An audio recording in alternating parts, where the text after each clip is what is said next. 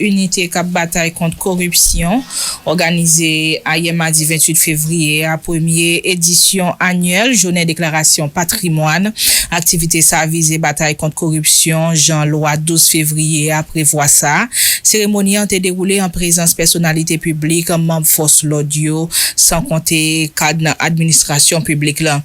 Directeur général ULCCA Hans Jacques Ludwig Joseph, pendant discours dans occasion, dit le regrette jusqu'à présent, en pile l'autorité refusé fait déclaration patrimoine.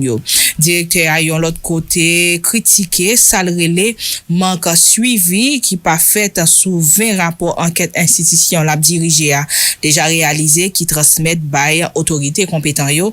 Hans Jacques Ludwig Joseph qui c'est directeur ULCCA, tenant micro collaborateur nous Reginald Rémy. La loi du 12 février 2008 sur la déclaration de patrimoine constitue l'une des pièces maîtresses permettant de combattre l'enrichissement illicite, de normaliser l'intégrité et la reddition de comptes au sein de l'administration publique. Mesdames, Messieurs, il est donc manifeste que l'efficacité des politiques publiques anticorruption est intimement liée à la qualité de notre système de déclaration de patrimoine. Au demeurant, l'obligation de déclaration de patrimoine imposée par la loi représente un grand pas vers la bonne direction. Celle-ci revêt d'une double importance.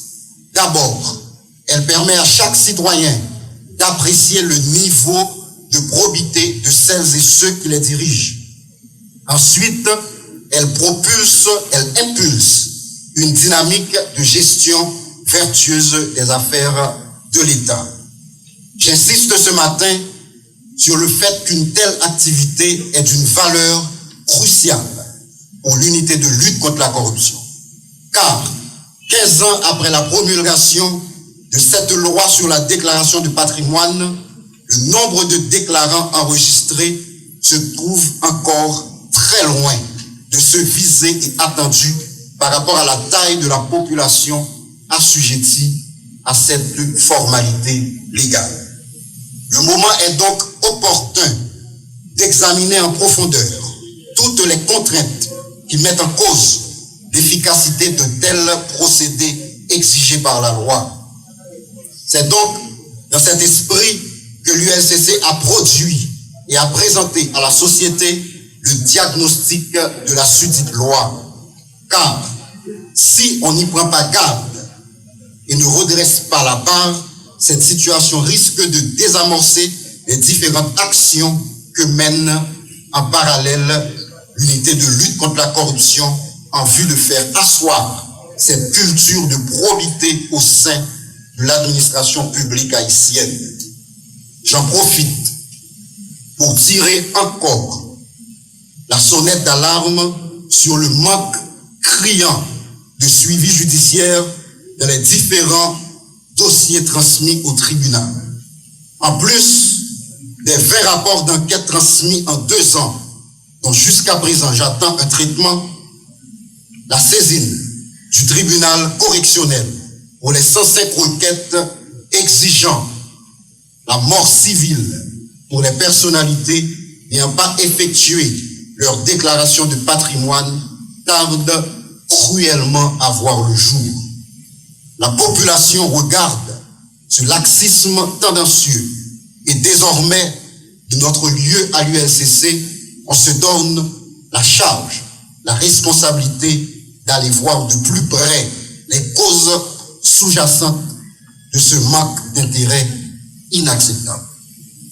Mesdames, Messieurs, je réitère une fois de plus la transparence dans la gouvernance publique où l'intérêt général transcende la somme des intérêts particuliers.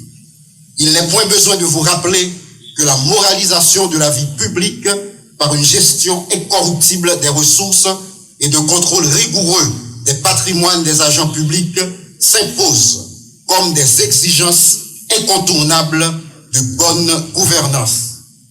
De telles considérations justifient donc amplement l'impérieuse nécessité de créer un faisceau intangible entre les différentes institutions étatiques afin de faire de la déclaration de patrimoine une exigence à la fois civique et morale.